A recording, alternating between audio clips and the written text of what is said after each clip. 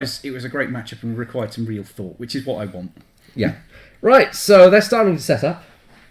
Speak of the devil, he shall appear. Just a quick reference from Owen. Yes. Do you see this lovely red token here? What's that? Which looks like a lovely star symbol. What is that? This is his rage token. Okay. So this is his rage token. This is what he is using for rage. Okay, thank you for the signal, thank you. Kean Farlander, he's a very angry man. Yes, a very angry man. Very angry. Alright, so I believe we have Owen on the left, and on the right we have Hedge. So let us get... Shall I do a quick run through of what what our two competitors have got in their lists while you Please do. get to work. And I'll get the overlay set up.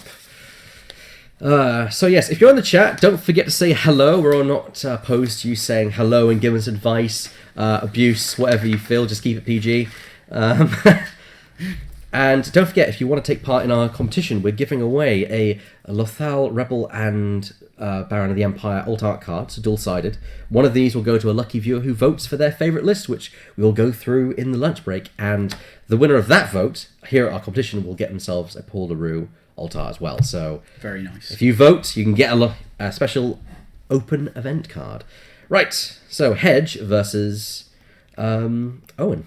Okay, so Hedge's Viper Space list. We've got Fenrau, clocking in at pilot skill 9, the current, I would say, real star pilot of the game in many ways. With fearlessness, so if you're in the defender's firing arc and they're in your firing arc, at range 1 you can add a hit result to your roll. Very punchy. Add some extra damage. Yes. Some auto thrusters on Fenrau and Concord Dawn Protector. So when defending, if you're inside the attacker's firing arc and the attacker is inside your firing arc, you get to add an evade result. So range 1 is where Fenrau lives. Of course. I think it's very rare to find a situation where you don't want to be range 1 with Fen. Then we've got a pair of Black Sun Enforcer Pilot Skill 1 StarVipers. No upgrades on either of those. Just bare bone ships. Seemed to work for Chris Bidette in round 1, so it may well work for Hedge in round 2. And finally, we've got a Jakku Gunrunner. That is the Pilot Skill 1 Quad Jumper. Which I believe it's the first time we've had a Quad Jumper actually on the stream, so this is going to be a new experience for me. And the Jakku Gunrunner has got an Intelligence Agent as its crew.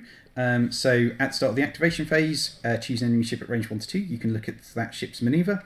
And the Space Tug Tractor Array, which is a quad jumper only modification. As an action, you can choose a ship in your firing arc at range 1 and assign a tractor beam token to it. You can also do this to friendly ships if you so wish. Yeah, that is important because that could come into play. Yeah, it's rare that it gets used, but there are occasions when it can really save your bacon. Like those times that you've parked yourself right in front of an asteroid or a debris field. So Hedge has got 3 quite high firepower ships. Fenrau, I think, is the key to his offence. So he needs to try and keep Fen alive and Fen punching hard. And he's got a lot of blocking potential between the Black Sun Enforcers and the Jakku Gunrunner. There's a real potential to get in there and mess up his opponent's approach. If you can start throwing those tractor tokens around, if you can get people bumped to no action, that really boosts Fenrau's ability. Then looking at Owen's Key and Rides Again list, we've got Jan Ors with Veteran Instincts, bumping her up to Pilot Skill 10. So that gives her an edge over Fen. That does give her an edge. So there's the handshake and the game has begun. We've got a Twin Laser Turret at Pilot Skill, a Twin Laser Turret also firing at Pilot Skill 10 because it's on Jan, so very nice on that front. And Kanan Jarrus to help shed the stress.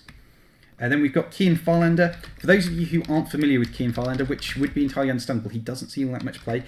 He's a Pilot Skill 7 B-Wing. With the pilot ability, when attacking you may remove 1 stress token to change all of your focus results to hit results.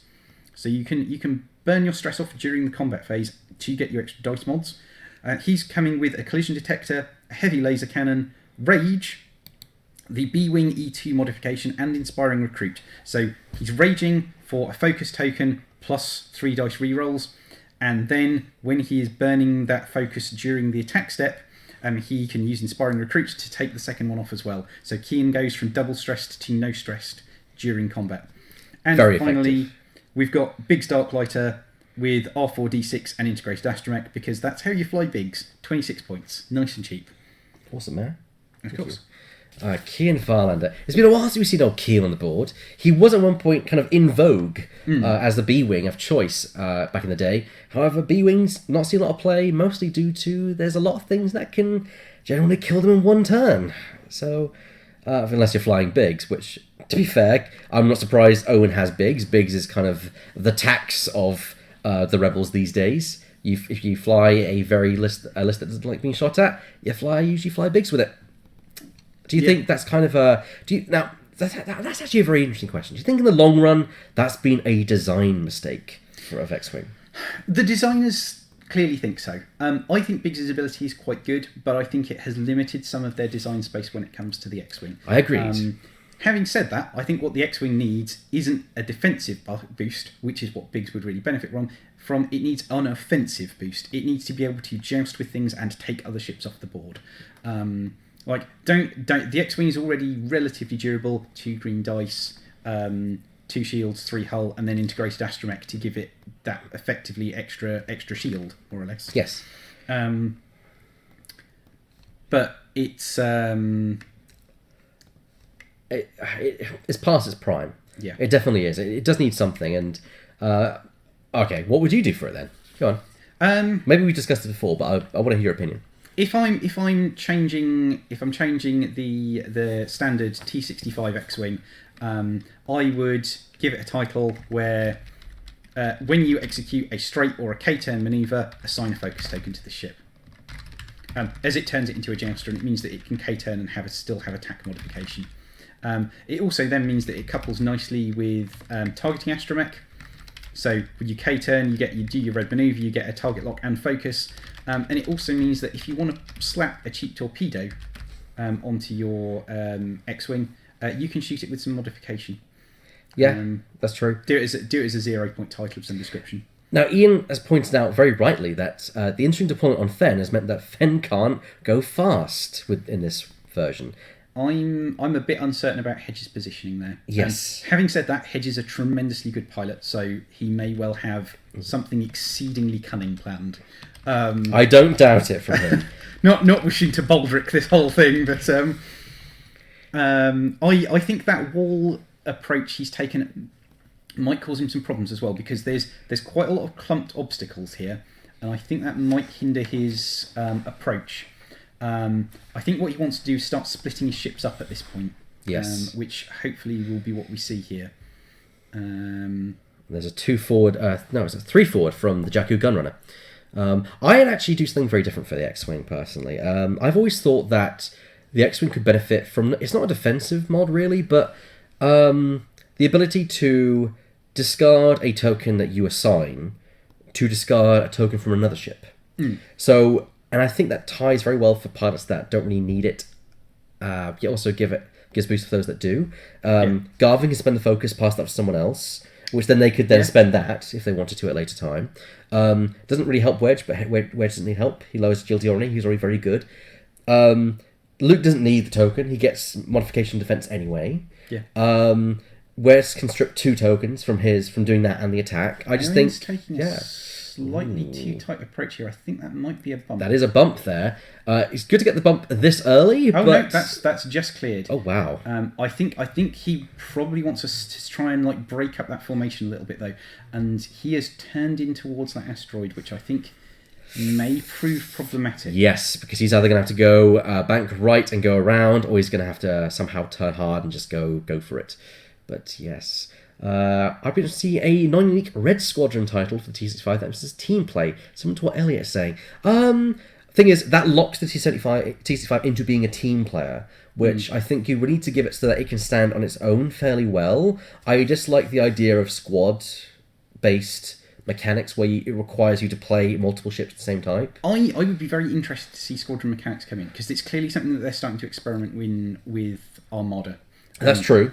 That's more fleet mechanics, but with the hammerheads coming in a box of 2 and them clearly having things that emphasise abilities across each other, that's something I'm interested in, but I wouldn't want to see it as the only option. No. I'd really like to see things like a blue squadron title for the B-Wing, yes, and a red or rogue squadron title for the X-Wing that is very focused towards flying a lot of generics and making those generics better. That actually would that I'm behind. Making a generic squadron work and be more effective with a title that where if you're flying all B wings and they're all blue, they all got the blue squadron title, they all get this buff or something. That would be interesting. I just think that the standard T65 fix should not be something where you have to fly a second one with it. Which, to be fair, it's not the worst thing, because who would you fly? Probably Biggs. But I just think that you want to have the T65 standard zone.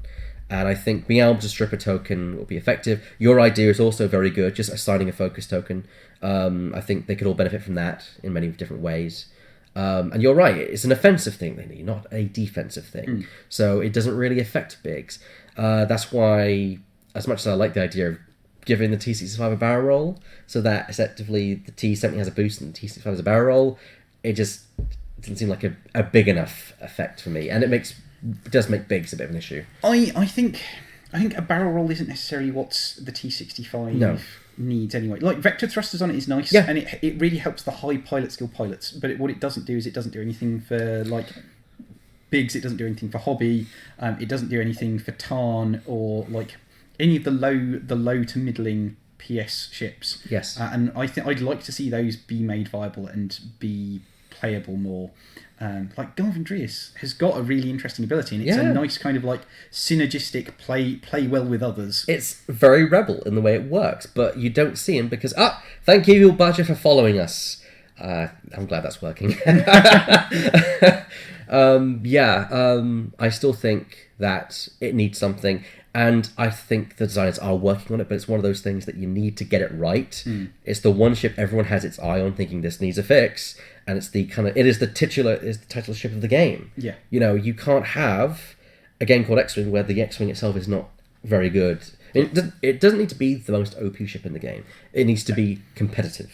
You need to be able to fly it and be able to do fairly decently well with it. I want to see it be able to go toe to toe with other ships. Like I would like to see four T65s being able to go against 3 defenders and it be an uncertain matchup. Yes. That's what we're looking for. And I don't think we're at that point. No, clearly not. Careful, Hedge. Yeah, very careful there. Interesting here that he is keeping his ships together, but Fenn could very easily veer off here.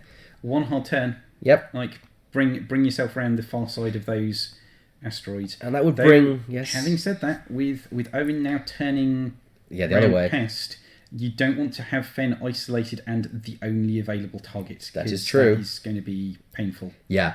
I mean, the StarVipers are probably going to turn in and catch the other ships this round.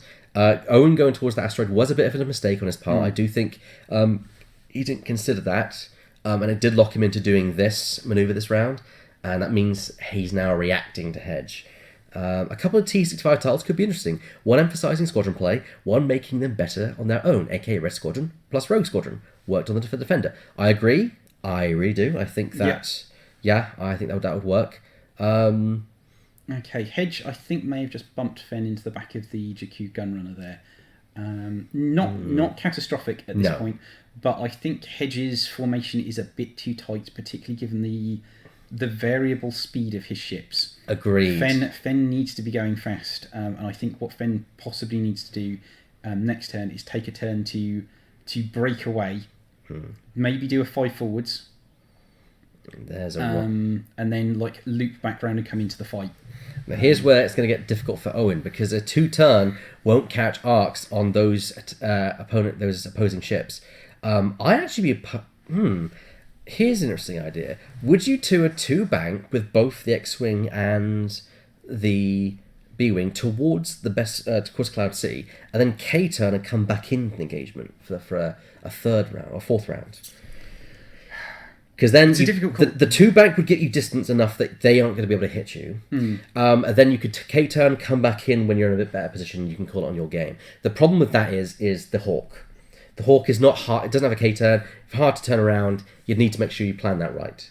The B-Wing and the X-Wing, you've got very different K-10 speeds as well. True. So you're gonna have some squadron fragmentation at that point. Not necessarily a bad thing. No, especially since the B-Wing probably wants to go at speed 1, and then the X-Wing could go at speed 2 to remove its stress. So even at worst, they're probably one slightly just about one ahead of the other.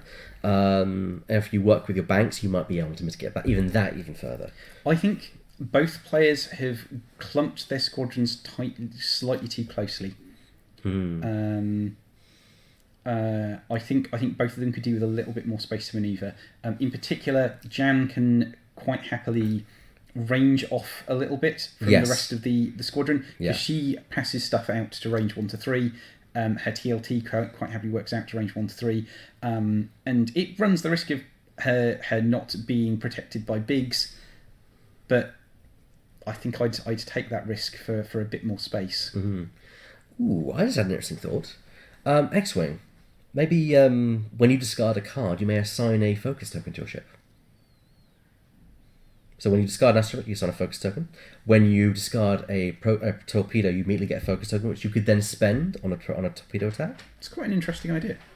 It's very interesting. It gives it a bit of versatility, although very situational. Hello, Mr. Turner. How can we help you? Would you like an interesting ruling of the day? Interesting ruling of the day! An interesting ruling of the day. I'm now going to make a banner for that. Interesting ruling of the day. Yes. Interesting ruling of the day. So, tractor beam tokens. Tractor beam tokens. Tractor beam tokens. Its official wording is Yes. when you assign a tractor beam token, Yes. during the combat your agility is reduced by 1, Yes. and the opposing player chooses whether they wish to barrel roll you or boost you. The opposing... Even if you assign the tractor beam token to your own ship. Now, the interesting thing about that is the only way you can assign a tractor beam token to your ship is via the Space Tug Tractor Array. Or Ketsuonyo. Ketsuonyo specifies a ship, not Does an it enemy not ship. say an enemy ship? No, it says a ship. In that case, the Space Tug Tractor Array says you may assign it to a friendly ship, but you can treat that ship as an enemy ship for the purposes of that. If you're doing it with Ketsu, then yes, the opponent would get to choose if they want to because barrel roll. Ketsu doesn't say... No. Yeah, Exactly. So yeah, that was the interesting thing. Going by the rules as written. Going by the rules as written on there, you might have to check Ketsuonyo on that one, because that was just from what I read of the card, but it did say a ship. I'm gonna pull up Yeah, my list builder and I'm going to pull this up because Throwing everything apart! this is really interesting. So someone's using Ketsuonyo on their own ship. Is Max this Max? almost did. it would be Max Max. almost did, and then obviously he You may we choose allowed a him to ship take at it back range because 1. obviously Yeah. Inside your primary mobile firing arc, assign 1 tractor beam token to it. Yeah, there is nothing preventing that from being a friendly ship, unless there is something in the FAQ saying otherwise, which I'm not aware of there No, being. Which means, but then you're giving your opponent the ability to dictate where you'll go. They need to FAQ that. They might need to FAQ that. I might check FAQ just to see if it's there. But I don't remember seeing that. That would be didn't pretty see it big either. You if might that was the have to- case. FAQ could work on it. Okay, so we've got some rage happening from Kian. We're seeing that turn in, which I think is a good call at this point. But I think it is giving Hedge potentially some decent Yes, shots I onto think bigs Hedge at this is in the point. better position here because he has... Or Hedge, they really need to hope that clears. Oh, dear me. That is... And then barrel roll out and across. Okay, so that's decent. That's giving Fen now a good line of attack. That is... The StarVipers can come in comfortably as well. I completely forgot that I have not actually corrected the hits on crits on Hedge's side of the board, which is... Yes, we should probably do I that. should probably do that right now before we get into combat, because otherwise that's going to get really confusing. Sorry for everyone who's watching at home, I completely missed that. Jan is... turning in that direction. That is... See, that's what I would have done if the rest were going to turn bank an MK turn. What? I'm uncertain about that. I'm wondering if that was deliberate. Yeah. Oh, hello. Hold on, has that gone in the wrong direction? It seems to be that they're agreeing to... Yeah. Okay, Yes. so what might have happened, I think Owen might have dialed in the wrong manoeuvre. He went and right when he wanted to go left. Hedge, being the incredibly sporting individual that he is, was like, go for the manoeuvre you planned. Yeah, which I don't blame Hedge for that. Hedge is a very respectful player in that regard, and while this is a tournament, we like to think this is a fairly relaxed environment. Yeah. So there goes a range 3-shot through an asteroid from Jan Ors with TLT on number 3 there. So let's see what kind of results we get. Yeah, agreed, Ian. There is some very nice flying from Hedge going on here. I'm slightly uncertain about the Jakku Gunrunner's placement, but I'm sure Hedge has got a plan for it. Well, there's a focus spent there, turning 3. I believe that's a full house there. Evade, evade, evade. Yep, 3 evades. He's fine on the first exchange. No token spent either, so he's still got a token for this if he wants to defend. 1 hit, 2 hits. And we have completely fine. Nothing there. Yeah. So that was a fairly good exchange for Hedge. I think the asteroid Hedge did was help. lucky about getting that obstruction in place. And Biggs is going for a long range. Oh no, Biggs is out of Fen range. is taking a long range shot onto Biggs, maybe? I believe they're out of range. They're out of range, yeah. okay. Oh no, actually no. And then we've got some dice coming in. I think this is Kian taking a 5 dice heavy laser cannon shot onto that lead StarViper. Then we're seeing the Rage 3 dice reroll. And then we're going to see a focus spend, and that's going to be 4 hits. Damn. I just think that's 3 hits and a crit because that was re-rolled into a crit. Oh, is that a crit? So I think that's a crit.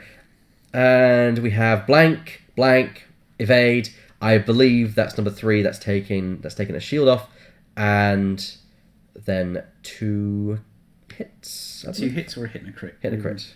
We'll find out. We've not seen anything held up to the camera, so I'm assuming that's probably just a hit. Yeah, agreed, Ian. Inspiring Recruit is a very, very nice bit of yes, very synergy. nice. I am fully expecting to see Inspiring Recruit becoming a major part of the game going forwards as well, because I think with the meta where it's standing, we're going to see stress control coming back in a big way, and that means that your Inspiring Recruit adds value to value. Jakku Gunrunner with a long range 3 shot got a hit and a crit on Big Mr. Darklighter there. Which unobstructed as unobstructed, so and blank out there on the part of Biggs meant that's bad news. That's really bad. Yeah, that is a good swing from Hedge's point of view, and that was some strong dice from Hedge and some. Did not expect the Jakku. Thank you, Stoic Fnord, for following us. That was a really nice play there by that Jakku Gunrunner, and there's a hit result there. So is that another hit going through onto Biggs? I believe that is. Yeah. Oh no, that's a crit. That's a crit. He might pop the astromech. Major hull breach. So he wants to pop that. Next turn, the damage cards are dealt face up. He may want to pop his astromech for that. Ooh, that is a difficult call. Because the crits could do Biggs in. The problem is Biggs is now down to 2. Biggs is now down to 2. 2 hull. A direct hit would take Biggs out. He's not going to get any use for R4D6. It's the right call. Yeah, pop it. Chuck it out. So R46 has been discarded to make that damage card go bye-bye. Which sadly also means that Biggs hasn't got any benefit from it. Nope. Though, given how Hedge is rolling dice, it's been 2 damage at a time for the most part. So. And there goes the Black Sun Enforcers, which actually being at part skill 1 means he can plink the Jakku Gunrunner first and then fire the Black Sun Enforcers for maximum damage capabilities. He can strip tokens with the Black Sun Enforcer with a bit of luck, and then go in for the kill with the Enforcers themselves. That's really nice planning on the part of Hedge. It's also really interesting to see a list where one pilot is the absolute pinnacle of pilot skill almost at 9, and the rest are all just 1s. That's a really interesting list right there.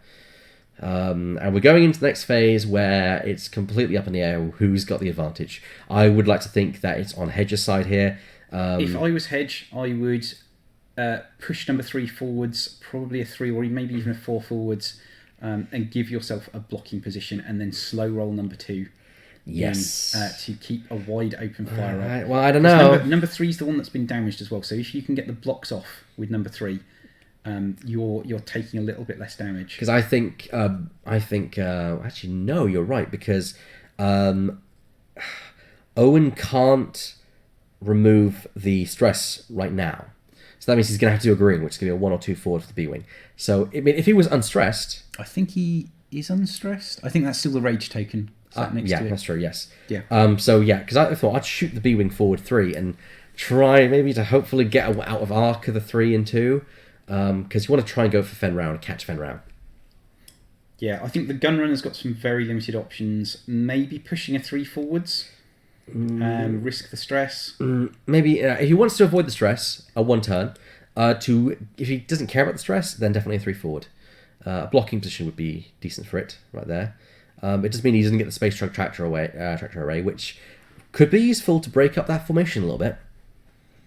But we're going to see how Mr. Fen Rao does, because it's most likely that Owen's going to be Hedge needs to be a little bit careful here. Yeah. If he doesn't get his block off, if Biggs can manage to get into a position to potentially block Fen, which is not outside the realms of possibility. No. and Kian can manage to get into a position to get rage. He could go backwards. But The backwards move wouldn't necessarily be a bad plan. Like a backwards one bank to the left. Yeah, but It then opens up your approach for the following turn because you can then do like a 2-speed bank.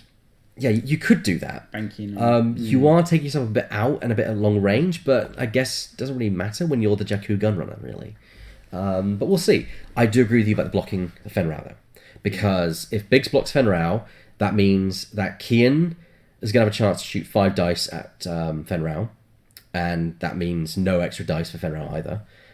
And then the TLT is there as well. Well, the TLT, then the heavy laser cannon, which those two combined could finish Fenrau off. Just trying to remember, does the Protectorate have a 1 bank? I can tell you right now. The Protectorate does not have a 1 bank, it has a 1 turn. Yeah, I thought so. It's got a 2 bank, and a 4 forward from Biggs actually would block that.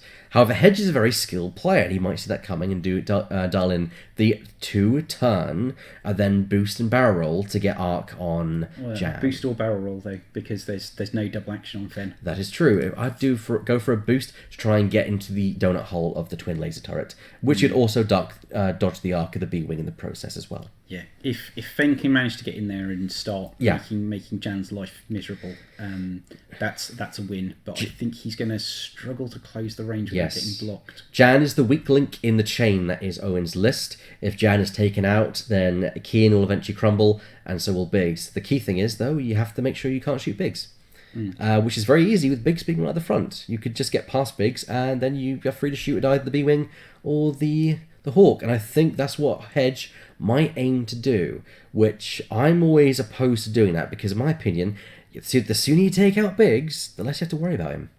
Because the last thing you want to do is get some good shots off at someone, and then Biggs is ruining your shot for the rest of the game. Almost every game, I agree with you. The one exception to that was a game I had at the Hangar Bay where I managed to take a Kanan ghost from full health to dead whilst leaving Biggs on full health. That's amazing.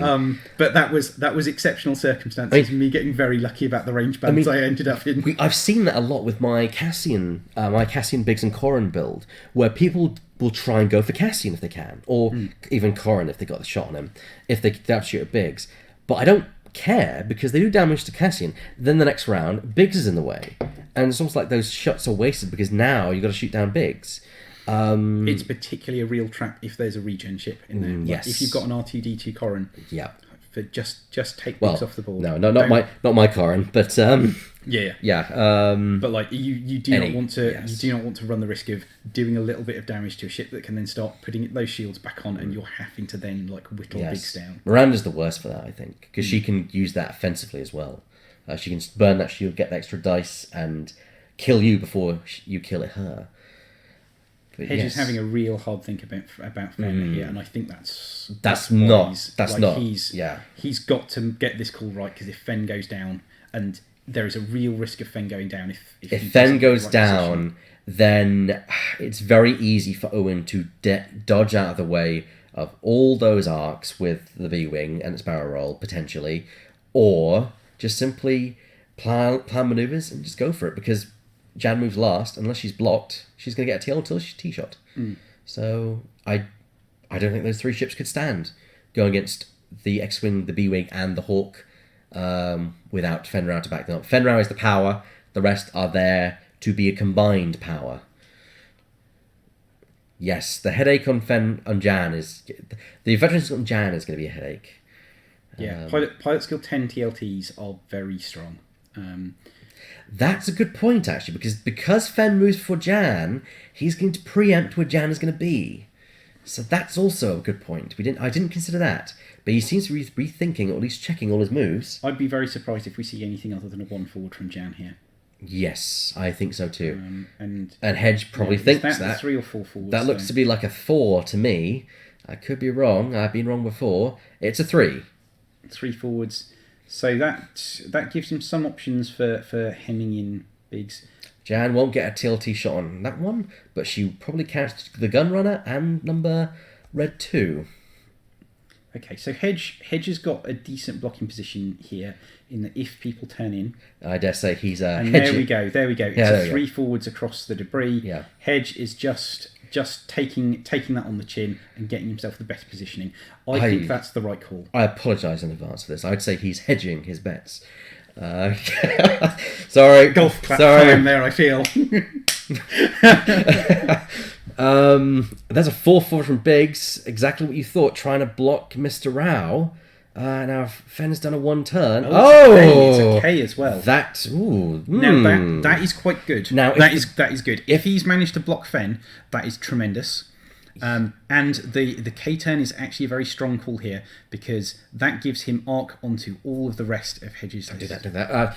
I see this is the mistake, I think, because he's probably going to get Rao and arc if he has blocked Rao with that K-turn. Raging is a good call. I think in terms of Owen's target priority here, you're not going to get Fenrau in arc, but what you really want to do is you want to take that Jakku Gunrunner off the board. He's done it. He's done it. And this is the round where Owen really needs to unload upon Fenrau. Fen is... Injured StarViper is a tasty target, I will agree. It's true, and that would be range 1. So he can use his primary weapon and get all of the potential crit benefits from that. Fenrau is going to survive this round because the most damage he can take is 2 hits. Nice positioning here from Owen. Like that turn away is very good. I'm not 100% certain about ranges here though. I'm not sure how much protection Biggs is offering up. I think Kian is protecting, but I don't think that Jan is. Jan isn't, which means the Gunrunner could very easily shoot at Jan. Like between the Gunrunner and those 2 StarVipers, there is a very real chance that Jan dies. Yeah, I agree. Because Fenrau's got a shot there as well. Yes, don't forget about Fenrau. He does, but Jan does shoot first. So it's up to Jan to decide what she wants to do. Now I think just go for Fenrau because it's a good bet. StarViper number 3 is probably going to die this round. You're only getting 1 shot on Fen though, is the thing. That's the thing, is do you want to waste that shot or do you want to guarantee the kill on the Enforcer? Which, to be fair... Number 3, the problem is Blackstone Enforcer number 3 is the one that's within the range 1 bubble. That's true, yes. So she'd have to go from 2. You take the shot onto... Jakku Gunrunner. Oh, the Jakku Gunrunner. Okay, no, that's reasonable. Try and get it off the board. Let's focus. Spend the focus for 2 hits. There's a blank and a... That means it can take a damage, so there's damage onto the Jakku Gunrunner. And there's another one for the Jakku Gunrunner. So that's 2 for the Jakku Gunrunner. Okay, so Owen is going, I think, all in on trying to take the Jakku Gunrunner off the board. We're going to see the same thing happening from Kian here. He is going to try and punch that Jakku Gunrunner off as well, because what Hedge has done is he has used that very intimidatingly here, because a 2 forwards from the Jakku Gunrunner clears the stress and means that you can start slamming tractor tokens onto Jan. Yes.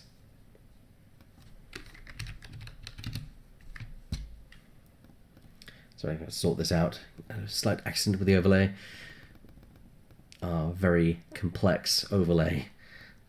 Okay, so I think that's... Jan's shield has been taken off by Fen. Now that's leaving her quite vulnerable. Any crits that go through at this point are going to be very punishing. Yeah, and I still think the banking with the B-Winger's mistake, he could have lit Fenrau. What we're seeing here is 3 dice. 3 dice from Kian, +1 for the range, +1 from Jan. From Jan, which are 5 dice, which would wipe a StarViper off in 1 combat if the StarViper were to fluff that roll. So I think he's going to try and take out the Jakku Gunrunner. Oh, really? Oh, take the Jakku Gunrunner off. It's a very problematic presence on the board. That is true, but let's see how the dice fall. Look at that! Look at that! Spending the 2 stress, because why not? That's, I think, going to be the Gunrunner dead. The Gunrunner is over a kill. That is the right call on Owen's part. It's because he's got Biggs able to shoot onto that, and it is range 1. It is unmodified though, so okay, that's a bit of a wash there. And now number 3 on to Kian. Is he going for Kian? I would really be going for Jan. I don't see that's clear. Spend the focus, 3 hits. A B-wing. Well, that's onto the B-wing. Interesting. So that's 3 shields taken off Farlander there. But it can tank those shields. Hedge is dividing his fire up a little bit here. That's and very I'm unhedge-like, not to be quite frank. certain about what he's doing, but it might be that he's trying to land some crippling hits onto Kian. Not sure where those 5 dice came from. Okay. Oh, 3 dice. And 2 then- damage cards onto Kian Farlander. So actually, Hold on, Kian's Kian is really hurting now. bled a lot here. Yeah, he's so on 1 that left. shot from Fen Rao, I think, may have been onto Kian rather than... You're correct, actually. than Yeah. Jan. Which is weird because Fen can't shoot at big. So yeah, of course. Actually, they've done a great job of avoiding. If Yeah. Kian's genuinely on 1 hull, Hedge has made a very Yes. good swing here. But He needs to make sure that he doesn't have to shoot at bigs next turn. agreed. Because if Owen gets a free turn of firing here... Yeah, look, Jan still has a shield on her. Okay. So yes, it was on. That's really painful. So as you see here, we're now actually at the accurate level. So you can see Kian has indeed got 1 hull left. Biggs has taken his shields had his shields removed. He's got 3 hull remaining, but how long that lasts, we'll see. And Jan is being left till last, which I don't know if I made that call, but Hedge is a better player than I am. So If you can take Kian off, he is the deadly part of this. yes, I agree. Kian is the main crux of the build. A bit like how Fen Rao is the main damage dealer. And this is where I think this is why Owen should have focused on Rao. He jousted with the StarVipers. If it had done a 3 forward or just end up in front of the X-Wing, he probably would have avoided the shot from 3 and the Jakku Gunrunner, and they could have wiped Fen off the board completely. And then a 2k turn next round would have been out of the question for him. I think it would have been better for him, to be quite honest. The block on Fen was very valuable, though. Not giving him the ability to close into range 1. Because if that 3 bank had completed, then a boost would have put him into range 1 of Jan, or potentially into range 1 of Kian. And at that point, you're looking at taking 5 dice. And even though they're unmodded, it's 5 dice plus fearlessness. Yeah, it's hard because I still think the focus should have been to take Fen off the board, and I think because once he's gone, and then it's cleanup really. I mean, the StarVipers are no slouches, but You've definitely got a big advantage there at that point. And now Kian he's practically dead. I mean, we've seen ships last with 1 hull before, but it's a B-wing. I think Owen kind of split his attention a little bit here. Yes, that's my point. Like going for that block with Biggs, if you then brought Jan round and moved Kian forward a little, you could have kept that and then thrown that kind of 5 dice HLC into Fen, and that would have been punishing. And potentially With the that block. TLT as well, if you wanted to make sure Fen died. Yeah. And Fen, I think Fen would have died to that. I don't think there's any question. And that could have changed the entire game. But this is X-Wing where you make that choices and decisions, and sometimes they're the right call, sometimes they're not. It's very easy to get intimidated by the Jakku Gunrunner, though. I agree. Like The fact it can mess with your manoeuvres is not to be ignored. Well, I was in the kind of like side event on day 2 of the Daventry Regional. I'd taken my double SS plus Omega Leader list in there, and I went up against like two Zealous Recruits, 2 Kirax plus a Jakku Gunrunner Scum list, and I found myself firing a pair of homing missiles at a Jakku Gunrunner just because I needed to take it off the board. And it's like this horribly painful experience where you're like, this is a 19-point ship I am dumping 8 points of ordnance into to kill. But because I killed it, it then didn't barrel roll Omega Leader onto an asteroid, and it's almost Biggs. Effectively, Yeah. like the Jakku Gunrunner is a very hefty distraction.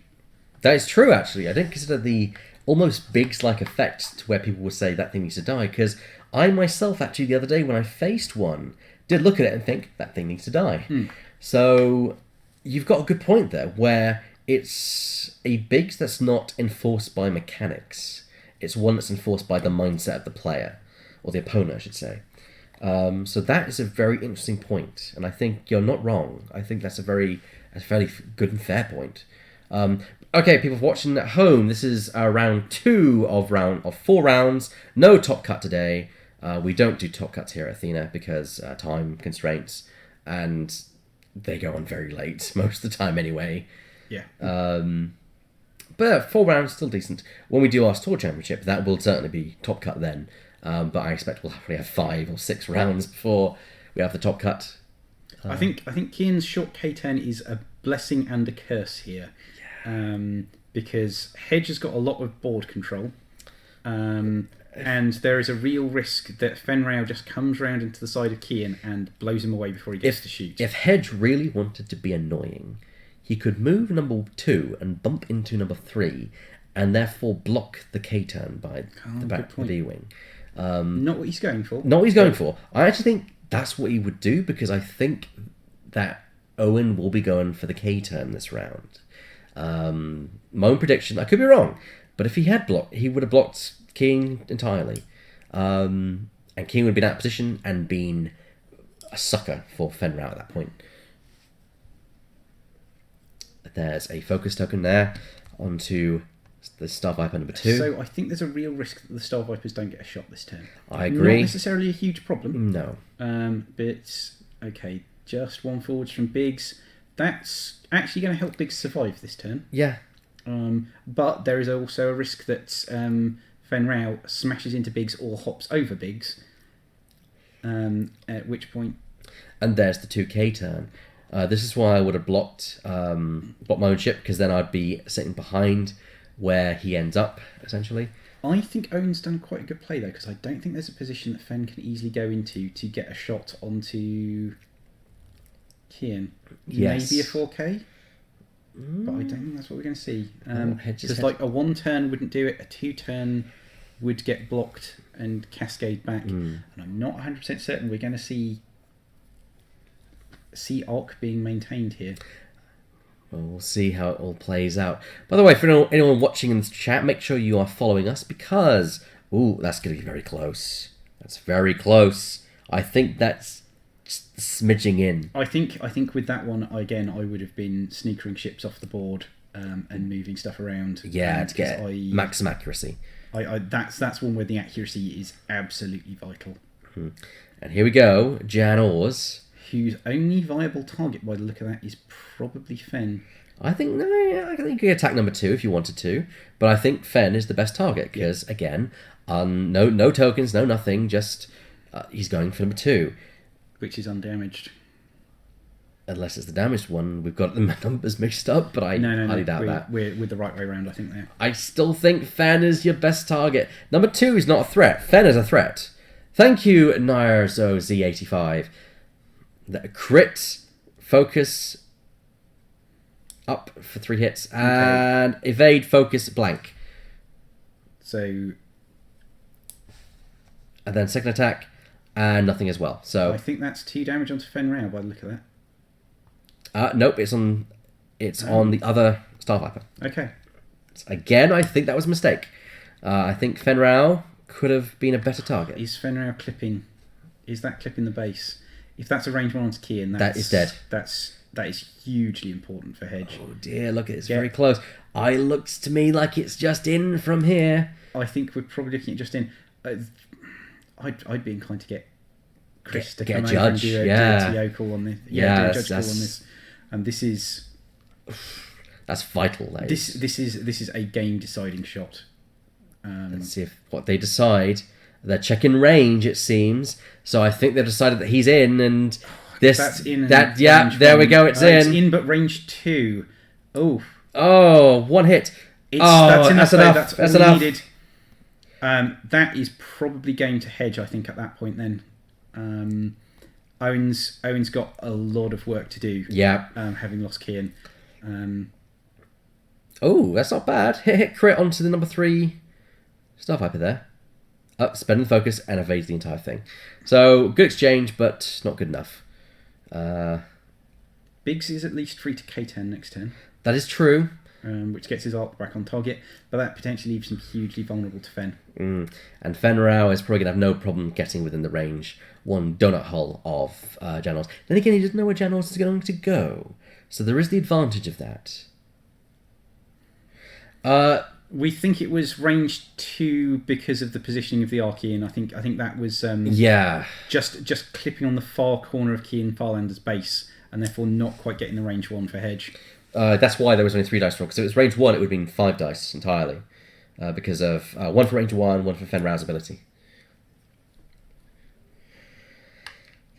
And Hedge is or Owen's you're talking about Biggs. You're talking about Biggs. Oh. In which case, yes, you're quite correct, Ian. That should have been an extra dice. Yeah, that's correct. Yeah, you're correct. And which is sad, really, because Owen should have had that. He could have done that extra dice. Yeah. Though it still wouldn't have put enough damage through. Agreed. This is unfortunate. Yeah, okay, cool. Clarification there. So yeah, if you're watching us in the chat, we will actually be doing regular streams from this point forward. Not only will we be doing an X-Wing tournament every month, which is generally the first Saturday of every month, we'll be doing the first Wednesday and the third Wednesday. Tune in at 7 p.m. British Summer Time to find our Flight Night. We'll have 2 games on those Wednesdays, and you can catch them onto YouTube at a later time if it's not convenient for you, though we'd love to have you watching live where you can join us on the chat. And yeah, feel free to post your thoughts, comments. We have a chat on Twitch, which is the one we're actually actively watching. Hi to the people watching on Facebook. We like to try and keep an eye on things, but it's much harder since there's people comment on the video in different places, and there's Facebook chat. Doesn't feed you the information in quite such a useful way. No, I mean, whereas that's why I prefer Twitch. And in fact, if you're watching on Twitch, you'll be the ones that get the opportunity to win one of these. So if you're watching on Facebook, I suggest tuning into our Twitch chat to try and win one of these lovely alternate art double-sided flip cards, which will be given away in the next couple of rounds. But yeah, it's nice to actually have a schedule. And for those that are not, who are here just watching Athena because you like Athena, in the other weeks, the 2nd and 4th Wednesday, we're looking to have Magic being streamed. So that should be nice. Bit of variation. Speaking of, let's plug upcoming tournaments because we have some stuff going on. First of all, Spirit of the Rebellion, the new Destiny pack, is coming out soon, and we have a preview event tomorrow at 11:45 a.m. At 12:50 entrance, everyone gets 3 boosters, and that gives you 1 promo right from the start.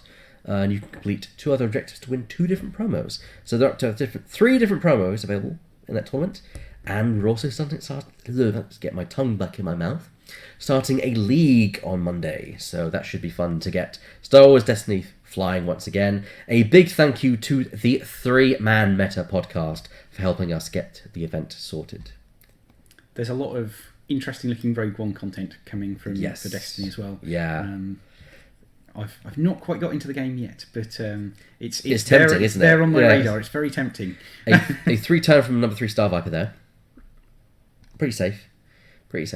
Oh, and a boost to bring it round. Probably try and block Jan, or catch Jan in arc at the very least, which you would do. Any move from Jan, I think he's going to leave it in arc with that StarViper. So that's a good call. Agreed. What else we got?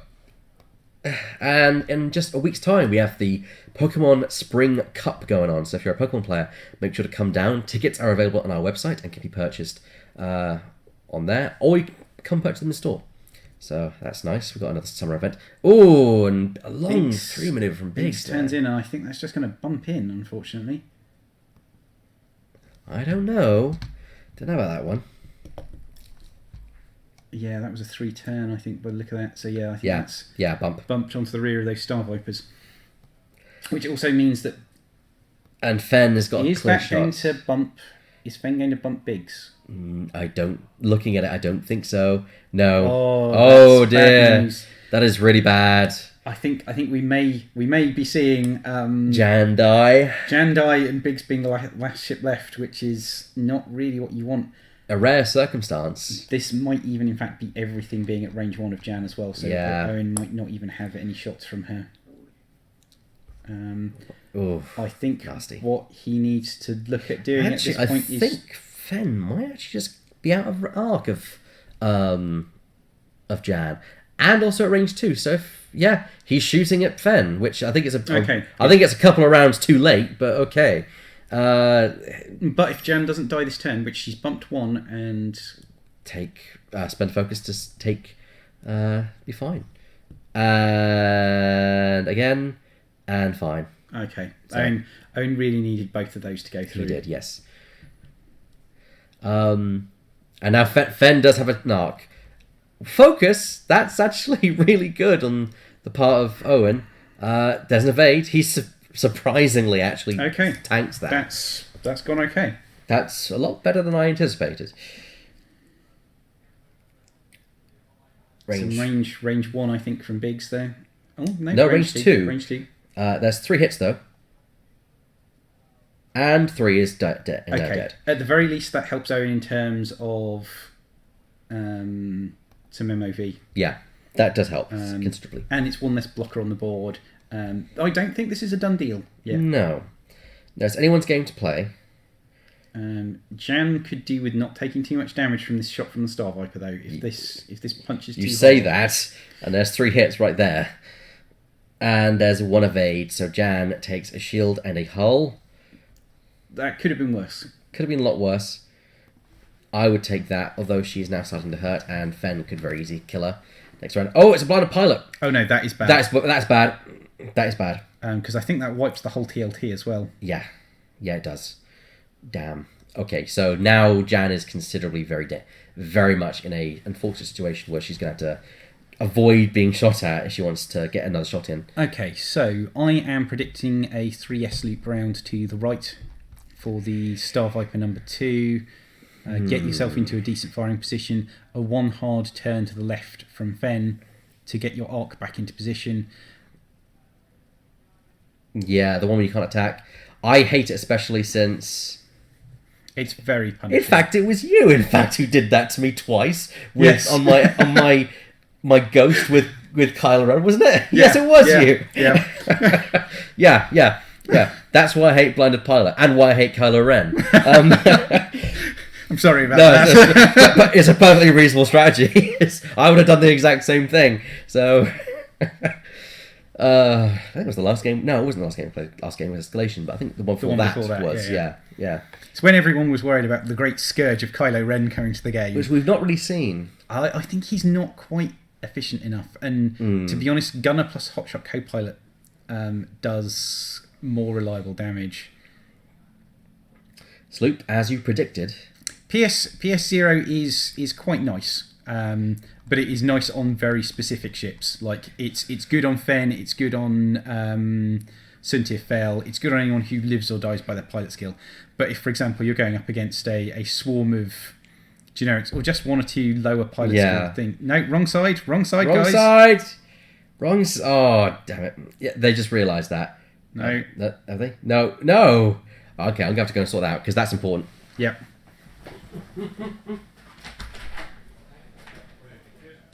Sorry about the short breaking commentary there. Elliot is just going to make sure that everything is restored to its correct game state. Fortunately, we've got a couple of ships to move before Jan, so we shouldn't have a problem with her having moved. There we go. Yep, just popping her back into position. Good show. This is the advantage, of course, of having things on the stream.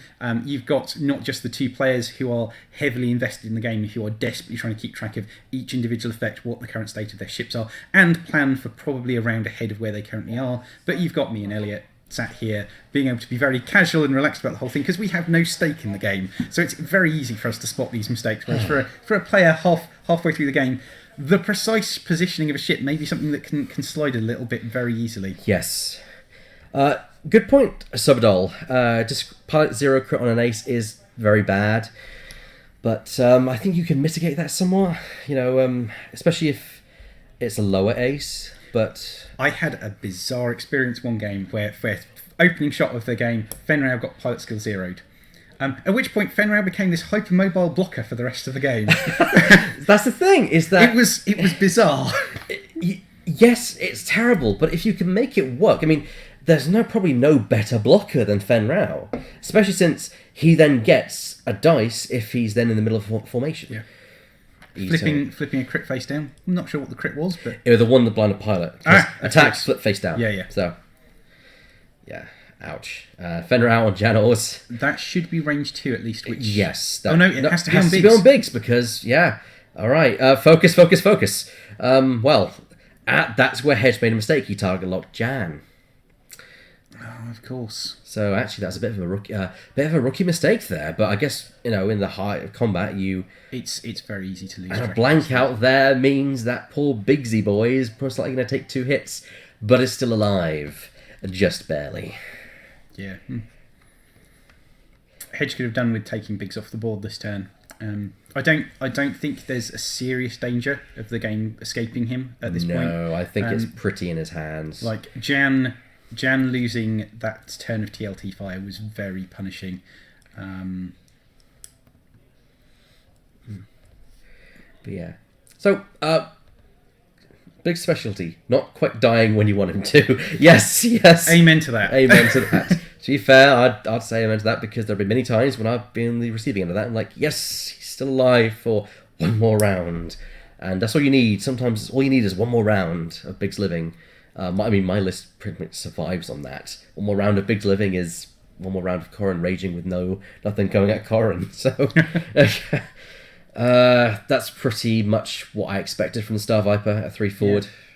Moves forwards, clears its stress. Clears stress, gets action. Yeah. Although it does shut down Fenn's maneuverability options a little bit. It does, but I guess Fenn's 4K already from Biggs, do you think here? Oh yes. I'd be very surprised if it wasn't a 4K. Yeah, there we go, 4K. Get your shot in. There's a high probability that you're going to get killed by Fenn anyway this turn. So might as well do it in case you survive and get an attack. Now, what do we got here? Snooker some ships. Good call, people. Yes, get there and put it back the right side in the future. 3 bank. That actually is going to be fine, I think. He's going to have to preempt where Jan is going to end up. But I think whatever Jan does, unless she stresses herself, she's going to be in range 1 of Fenn. Unless we find something very weird going on. That early block from Owen, though, has done some good. It's largely prevented Fenn from closing to range 1 where he wants to be. Yes. Fenn has never had quite the optimal positioning. That may be about to change. I suspect Jan's movement here might drop her into a bad spot. There we go. And I don't know that that's going to be quite. Oh no, that's fine. That's fine. That's close enough. And of course, because there's Kanan on the Hawk, that's also some stress dropped. So he can very good. He can feed Biggs an extra dice as well.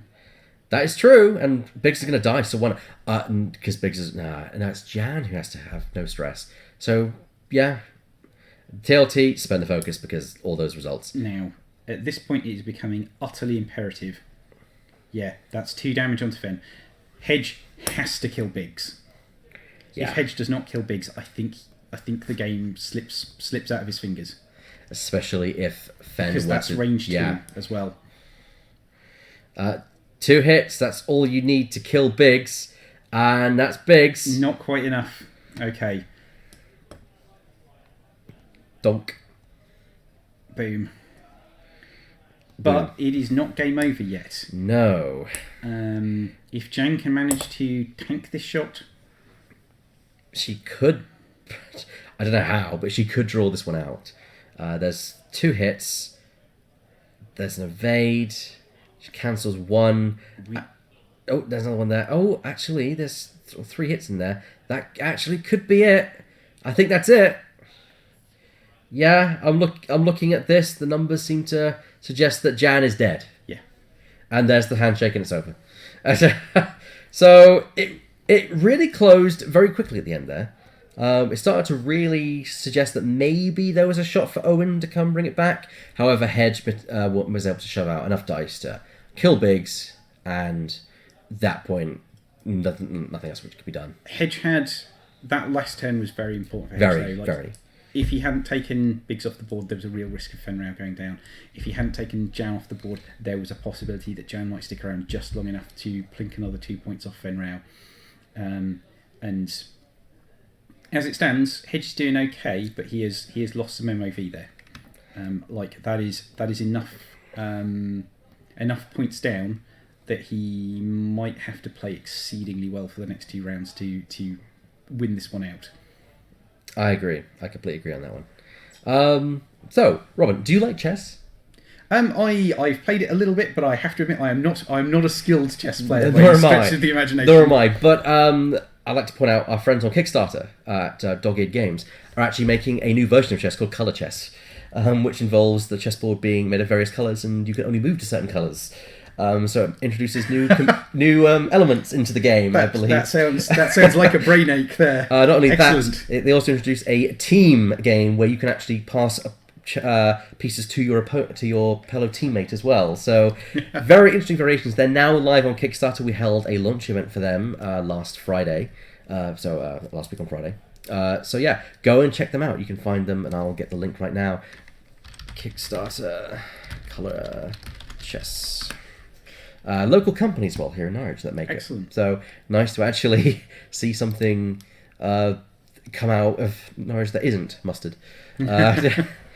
Yeah, so yeah, you get Colour Chess and Lure. So if I just put this on here. Where's it? This camera.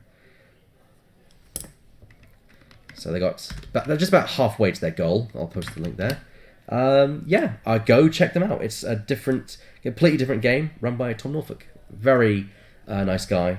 I met him a couple of Fridays ago, and he was recently on Mustard TV. I just thought I'd plug that because it was interesting. Local, some local interest. Yeah, all relevant to the games industry. Yeah, of course. Well, we like to support creators here, but that was a fairly good game. I enjoyed that game. Hedge did establish an upper hand quite early on, but Owen did a good job of keeping the pressure on Hedge. That was not just a complete whitewash. I think Owen split his fire too much. And I think if he would have focused down on Fen, it probably would have ended very differently.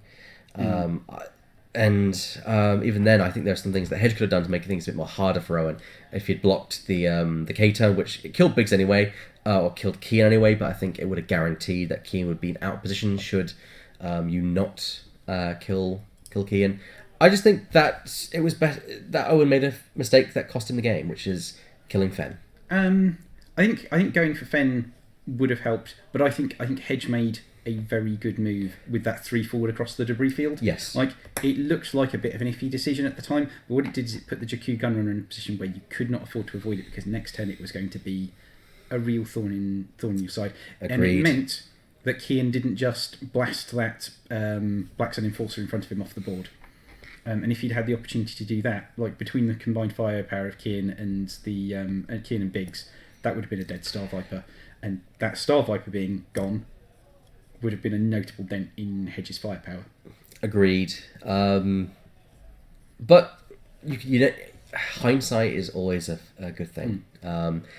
We always look back at games and think, I could have done this better, I could have done that better. I mean, I think we had that game with me playing the VCX and Ahsoka and the attack shell. We even kind of went through it and thought about how I probably could have made it a bit more beneficial. I think we agreed that if I'd actually surprisingly pulled the 5k right out at the start, that might have actually helped me tremendously. Yeah, forced me into chasing something. yeah. The worst position really as well, especially since I can fire at you while you're trying chasing me. So it's what makes Cath Scarlet, Scum Cath Scarlet so dangerous. Yes. That deadly rear arc, and it's so easy to fall into the trap of chasing after her. Because you want to chase it because you want to kill it, but at the same time by chasing it, it's doing more damage to you. So strange that we missed the fire spray because I've not seen the fire spray for a while. Now, that's interesting because I've seen the fire spray a lot. Have you? By a lot, I'm talking at top tier competitive events. Like my round 4 Yavin game was against a Cath Bobber Scum fire spray list. Because we've not seen it here at all. Which just smashed Paratani because 2 high pilot skill ships with an initiative bid just swept into Fenrir, took Fenrir off the board, and then it was relatively easy to mop up from there. I bet. When I was at the Daventry Regional, there was a fire spray plus some other Scum stuff going on that I faced during the main event, and that was strong. It's out there. I think the Imperial fire spray is in a terrible spot. Oh, agreed. Well, let's put it this way. I think If they were making the game today with all its expansion as it is now, the Far String would have never been an Imperial ship. Yeah. And I think it would benefit them to go back and revisit it. Because it is a shame we don't see it as an Imperial ship. I think it should be a viable Imperial ship. A bit like how the Havoc is supposed to be a viable Rebel ship for one pilot and a viable... actually, probably more and the better example is the Y-Wing. Arguably better for Scum than it is for Rebel, entirely. You know, the pilots are better. One of them has an EPT when none of the Rebel ones have an EPT. That they can arguably get a better dial because of Unhinged. They've got so many better options for Scum for the Y-Wing, and I do think the Y-Wing is in need of just a little nudge for the Rebels at least. I mean, the Rebels can benefit a lot from R3A2 on it, because the Stress Hog Y-Wing build is a classic for a reason, and yes. it's coming back in a strong way. I'm not saying it's the only. You're right. It's the only option. That's the thing. It's the only option for it. I'd like to see more options for munitions Y-Wings. For the reasons to have a Y-Wing in play, and it's weird because I think it through, and I'm like, I really want an Aces pack that has an X-Wing and an E-Wing. But also the Y-Wing needs something as well, and... The Y-Wing needs a Gold Squadron veteran with an EPT. Yes. And then you can throw in a couple of pilots who also have elite pilot talents. Yeah. And Dutch can feel sad. Yeah. Well, Dutch is actually really good as a pilot. His pilot ability is really efficient, but he just doesn't see play because he's got no EPT, so he can't get more quality, and it's just not a good dial for the Y-Wing. You know, clearing the stress is not easy on that thing. Fundamentally, a lot of the Rebel ships can be helped as well by seeing some more astromechs in the game. Like some 1 and 2 point astromechs can buff up the generics, can give them some useful abilities, and specifically do not help some of the strong pilots like Nora and Poe and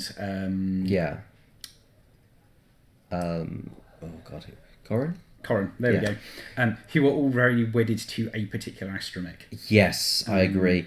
I would gladly pay FFG a good £35 to £40 for a kind of a Scum like Most Wanted pack where you get 3 ships, where it's X, Y, E.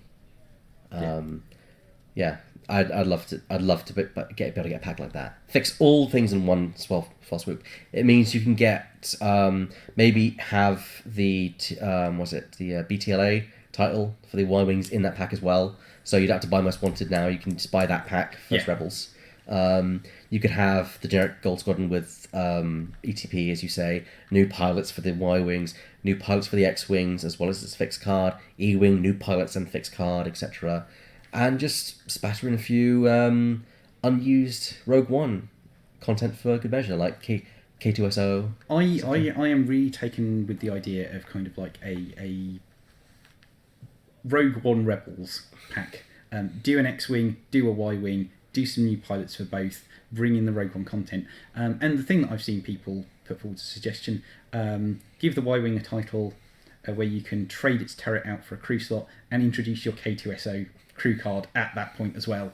And maybe if FFG are feeling super generous, print a pilot for the U-Wing, which I would like to see. But I think what I really desperately want for X-Wing more than anything else at the moment is a campaign box set. Yes. Like do a Battle of Scarif box set. Do a Rogue One campaign. Give us a box campaign, set, something like that, and then you can throw in some new pilots, and you can do stuff like put Nora Wexley in a Y-Wing. I mean, the Corellian conflict was very popular. I think that you are right. Nora Wexley on a Y-Wing her ability would be fantastic on a Y-Wing, especially if she was flying with Dutch. Yeah, you know, spend a target lock, get a focus result, which with its 2 attack dice, that effectively makes her a 3 attack dice ship. Yeah, I think that would be a highly effective thing for her. But the Corellian conflict is such a good set as well. Like we're just coming to the end of the run we've been doing at Athena. The Imperials have gained a hefty advantage, an oppressive lead at this point. So they've triggered the final battle, and on Easter Saturday we're looking at doing a 1,500 points aside Armada game. Like lovely. Just I did hear about that. Down on the board. I did hear about that. That's going to be quite hilarious. Going to take the whole day, but oh yeah, but that's part of the fun. Hello, Mr. Tan. So we are returning to gaming at 10 past 2. 10 past 2.